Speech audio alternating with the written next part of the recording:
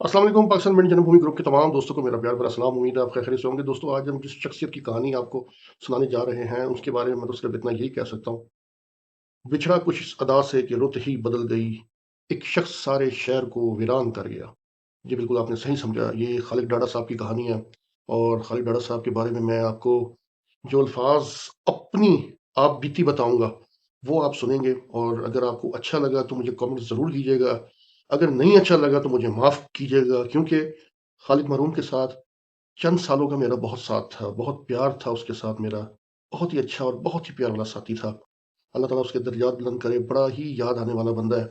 आपको मैं थोड़ी-सी उसके बारे में एक चंद जो मेरी ज़िंदगी के जो लम्हात उसके साथ गुज़रे वो मैं आपको बताने जा रहा हूँ। मुझे आज तक एक बात समझ नहीं आई कि खालिद मरहूम को दुनिया क्यों चाहती थी? इस बात का मुझे आइडिया कभी नहीं हुआ, कभी नहीं हुआ। जब भी मैं मैच देखता था उसका, उस शख्स ने प्यार बनाया हुआ था। अवाम के साथ उसका प्यार था, लोगों के साथ उसकी मोहब्बत थी। लोग उसको देखने के लिए बड़ी दूर-दूर से आते थे, बहुत दूर-दूर से आते थे। उसकी तो सबसे बड़ी क्वालिटी ये है, मैंने उसको खेलते हुए हर जगह देखा है। क्या पंजाब, क्या बलूचिस्तान, क्या इंटीरियर सिंध, अंदरूनी सिंध भी वो जाके खेलते रहे। उसमें कोई ये नहीं था कि मैं यार बहुत बड़ा प्लेयर हूँ, तो शायद ये है, ये नहीं, नथिंग। वो एक दरवेश इंसान था, जिसको नहीं कहते अल्लाह अल्लाह लोग, ये वो शख्सियत थी। और देख लें, जब वो खेलता था तो लोग उसके इतने परस्तार थे, इतने दीवाने थे, उसके मैच को देखने के लिए कहाँ-कहाँ से आते थे। और जब वो बॉल लेके भागता था, तो लोग उसकी अदाओं पे खालिद जा-जा, जा-जा, जा-जा, पता नहीं क्या-क्या ये नाम पढ़ के उसको डाडा का लक़ब दे दिया। लेकिन मैं आज आपको बताऊँ कि ये कहानी शायद मैं सुनाने के लिए बड़ी मुझे हिम्मत भी चाहिए, क्योंकि जब मैंने डाडा को देखा फर्स्ट टाइम, ग़ालिबन ये 94-95 की बात है, तो माशाल्लाह से वो बड़ी एक पीक पे फुटबॉल खेल रहा था। और लोग जिस तरीके से उसके क्रेज़ थी उसमें लोगों की, मतलब मैं क्या बताऊँ, वो बयान नहीं कर सकता मैं आपको। इस किस्म के लोग उसके दीवाने थे। मैंने इसको फर्स्ट टाइम खेलते देखा एक टूर्नामेंट में, लियारी लेबर वेलफेयर कोई ऐसी है, या इसकी टीम की तरफ से वो खेलता था, या लियारी झंकार की तरफ से खेलता रहा, मतलब इस तरीके की वो टीम से खेलता था फुटबॉल। और बॉल पकड़ता था और बॉल के साथ जब वो स्पीड मारता था, तो आप यकीन नहीं करेंगे कि एक गोली निकलती थी। और यूं करके उसने बॉल को लेके जाते हुए 2-3 डिफेंडरों को बीच में से ले जाना या घसीटते हुए ले जाना। ये डाडा की स्पेशलिटी थी, खालिद की। खालिद की जो पैदाइश के बारे में मुझे जहाँ तक आइडिया है, तो राउंड अबाउट 70, 69 या 68 की उसकी पैदाइश होगी। इतनी ही होगी उसकी पैदाइश। इससे ज़्यादा का मुझे नहीं लगता कि वो इससे ज़्यादा का हो। और ये सबसे पहले सिंध गवर्नमेंट प्रेस में खेलते रहे। सिंध गवर्नमेंट प्रेस में खेलते रहे। लियारी से इसका ताल्लुक है। बाद में ये लियारी से मलीर सेटल हो गया था, मलीर चला गया था। लास्ट उम्र ये मलीर में रहा। अब मेरी इससे जो है वो किस तरीके से हुई, थोड़ा सा मैं बता देता हूँ। वैसे तो गाय बगाए तो मतलब सलाम दुआ होती थी। एक दफ़ा ये जमालदीन वाली खेलने आया और वहाँ पे ऑल पाकिस्तान होता था। वहाँ पे जब ये आया तो स्टॉप पर मैं और एक दो बंदे बड़े अच्छे प्लेयर थे, वो खेल रहे थे हमारे साथ। तो मैंने उसको बहुत टैकल किया, बहुत रफ टैकल किया, बहुत रफ टैकल किया। लेकिन इस जवान के बच्चे ने ना पलट के कोई जवाब दिया, ना कोई हूँ हाँ की, बस उठता, निकर झाड़ता, चले जाता। तो 3-4 टैकल करने के बाद ये हमारे काबू नहीं आ रहा था, काबू नहीं आ रहा था। ये पता नहीं किस टीम की तरफ से आया हुआ था और इसने उस पूरी टीम को नचा के रख दिया, नचा के। और हम पूरा मैच इसके ही आसरे पे रहे कि इसने क्या करना है। खैर अल्लाह का करना ऐसा हुआ, मैच तो हम लोग जीत गए। लेकिन मुझे थोड़ा-सा एहसास हुआ कि मैंने कहा यार ये थोड़ी-सी मुझसे गलती हुई है, तो ज़रा मैं जाके इससे मिल के आऊँ। तो मैं गया तो वहाँ पे ये बैठा हुआ था, तो मैंने उसको कहा यार खालिद, अगर कोई गलती-वलती हो तो मुझे माफ़ करना। क्योंकि स्पोर्ट्समैन स्पिरिट हमारी यही होती है कि, तो इसने कहा यार नहीं, नहीं कुछ नहीं हुआ, कुछ नहीं हुआ यार, कुछ नहीं हुआ। कोई नहीं, आप भाई हो अपना भाई हो अपना, कोई ऐसी बात नहीं है, उसके अल्फाज़ थे। तो ये मेरी उसकी जो है पहली अट्रैक्शन थी जो हुई है। उसके बाद एक ऐसा वाक़या आता है कि 97 में कोई टीम बनती है, या कोई वर्ल्ड कप क्वालीफायर राउंड होता है, या कोई ऐसा कोई होता है कि जिसके लिए खालिद डाडा साहब पाकिस्तान टीम में आते हैं। ये वो टूर बता रहा हूँ जिसमें पाकिस्तान ने 4 मैचों में 22 गोल खाए थे, 22 गोल। ये वो टूर बता रहा हूँ, ये 97 था या 96 था, वर्ल्ड कप क्वालीफायर राउंड से या कुछ था। तो कुछ ऐसा हुआ कि अब्बास बलोच साहब हमारे घर आए और मेरे वालिद साहब से बात की, यार मैं ना ये आपका बेटा और आपका वो जो भाई को लेने आया हूँ कि ये खेले।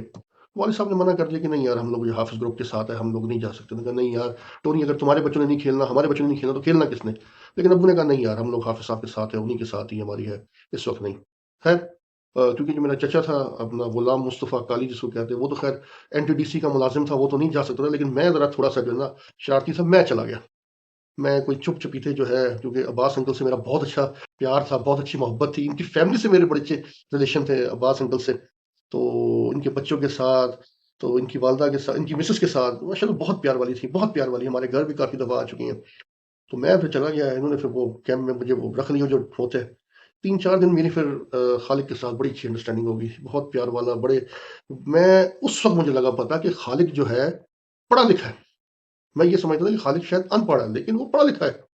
उस 2-3 दिन जो मैं कैंप में रहा हूँ, तो मुझे आइडिया हो गया कि वो कितना प्यार वाला, उससे मेरी बड़ी अच्छी सलाम दुआ, वो प्यार मोहब्बत हो गया। ये 97 की मैं बात कर रहा हूँ, अब या 96 की बात है, मतलब ये उसी साल ये भी इसने कलर दिया है, उसी साल ही। तो खैर कुछ ऐसा होता है कि मैं वापस आ जाता हूँ, लेकिन ये टीम के साथ जाता है, और ये टीम जो है मेरे ख्याल से कहीं जाती है, कागिस्तान से कोई गोल खाती है, और Iran world cup qualify round, मेरे ख्याल से वर्ल्ड कप क्वालिफाई राउंड। और इसका एक पाकिस्तान इधर मैच होता है इराक के साथ, रेलवे स्टेडियम में, उसमें भी ये थोड़ा देर खेला है, मैच खेला है पूरा। तो इस तरीके से कोई मेरी इसकी ना कोई अच्छी अंडरस्टैंडिंग है। 99 में लाहौर में जब चैंपियनशिप होती है, तो ये केपीटी की तरफ से आते हैं, और वहाँ पे मेरी इनसे फिर एक दफ़ा सलाह दुआ होती है।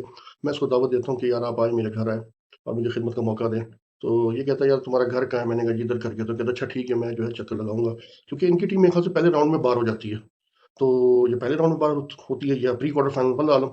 तो क्या देखता हूँ कि खालिद साहब अगले दिन मेरे घर तशरीफ़ ला रहे, और हाथ में मिठाई, और एक और किसी जानने वाले को लेके आते, वो भी गालिबन फुटबॉलर था, लेकिन वो मुझे मिला नहीं। वो जब आते हैं, तो मैं उनको लेके जाता हूँ, अपने वालिद साहब से मिलवाता हूँ। वालिद साहब को मिल के वो तो पहले बड़े जो है मुतासिर होते हैं, और कहते हैं यार मैं तो उस्ताद आपको बड़ा फ़ैन हूँ, मैं आपका, मैं ये हूँ, वो हूँ। वालिद साहब भी थोड़ी बहुत बलोची जानते थे, हल्की-फुल्की ज़रा छेड़ते थे। उन्होंने बिठा लिया इनको, और जब बिठा लिया और आते साथ ही बातें शुरू कर दी, जो उनका स्टाइल था। उन्होंने कहा यार ये बताओ, ये तुम स्पोर्ट्समैन हो, ये कमीज शलवार क्या पहन के आए हो? उसकी जो कमीज शलवार थी वो बहुत खुली सी होती थी, और उसकी वो बलोची जूती जो सफ़ेद रंग की पहनता था। तो ये यार तुम्हारा मैंने इतना नाम सुना खालिद, ये तुम क्या पहन के आए हो, ये क्या बन के आए हो? तो अब मैं परेशान था कि वालिद साहब के इसको डांटे-डूटे ना, खैर। तो मैं जाता हूँ अंदर पानी लेने के लिए, तो वापस आता हूँ, तो क्या देखता हूँ, खालिद साहब ने कॉपी पकड़ी हुई है, वालिद साहब के कदमों में बैठा हुआ है, और बैठ के उससे उनसे सीख रहा है। और मैं परेशान हो गया हूँ कि मैंने इसको दावत दी है कुछ अपनी बातचीत के लिए, तो ये तो फुटबॉल सीखने बैठा हुआ है। आप बिलीव करेंगे, रात 2 बजे तक वो कॉपी लेके मेरे वालिद साहब के सामने बैठे रहा, सीखने की नीयत से। क्योंकि वालिद साहब ने उसका मैच देखा हुआ था, उसको कहा था कि खालिद तुम्हारी स्पीड बहुत है, तुम फॉरवर्ड हो, लेकिन एक वक्त आना है तुम्हारी स्पीड कम होगी।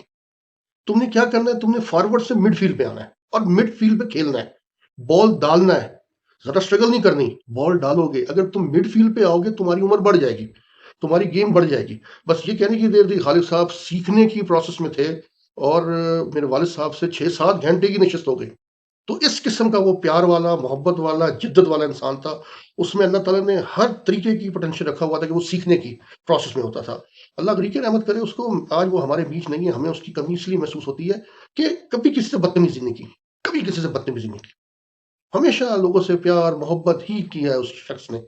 आज वो हमारे बीच नहीं है, तो उसकी कमी, उसकी याद हमें तंग करती है कि यार इतना बड़ा प्लेयर जो है हमारे बीच में से चला गया, लेकिन उससे बड़ा इंसान था, उससे बड़ा वो इंसान था।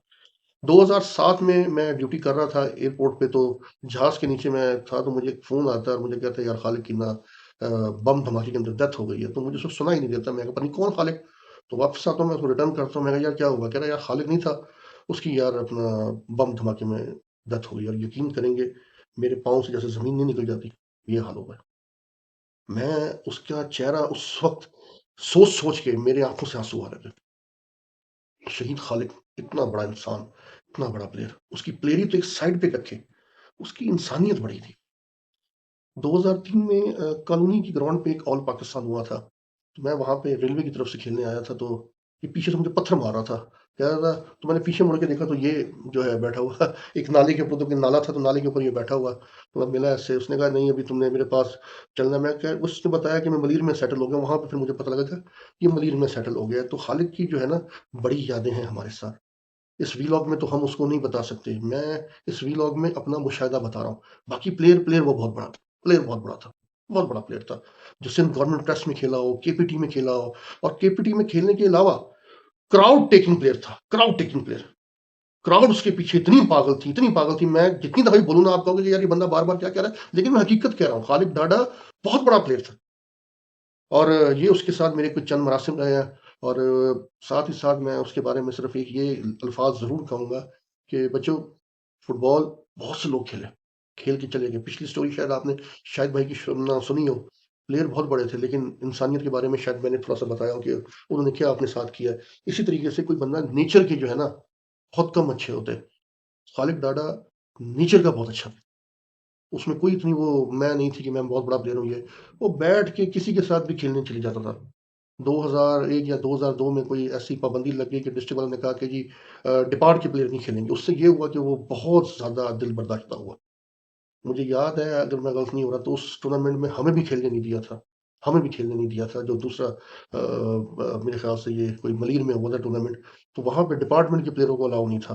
तो इस तरीके से ये वो चीज़ें हैं जो रियलिटी की बेस पे उसके मेरे मरासिम रहे। बाकी औरों के साथ उनकी बड़ी बॉन्डिंग थी। जहाँ वो रहते रहे, उसके साथ उसके अलग दोस्त होंगे, मलीर में उसके अलग दोस्त होंगे, फुटबॉल के उसके अलग दोस्त होंगे। मेरी बस इतनी ही इससे यारी थी। ये शर्फ हासिल है कि मेरे घर वो आया। मेरे घर आके उसने जो है मेरे वालिद साहब से कुछ चंद मतलब 6-7 घंटे गुज़ारे हैं। फिर वालिद साहब से उसने बड़ी बातें की है। और ये भी मैं आपको आज बता रहा हूँ कि वो पढ़ा लिखा था, उसने बीए किया हुआ था। और मुझे बताता था कि मैंने बीए किया हुआ है, बीए ग्रेजुएशन।